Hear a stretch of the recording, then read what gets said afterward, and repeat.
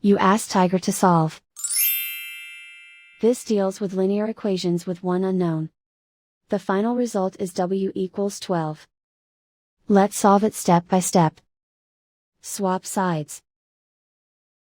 Isolate the k. Multiply both sides by 36. Group like terms. Multiply the coefficients. Simplify the fraction.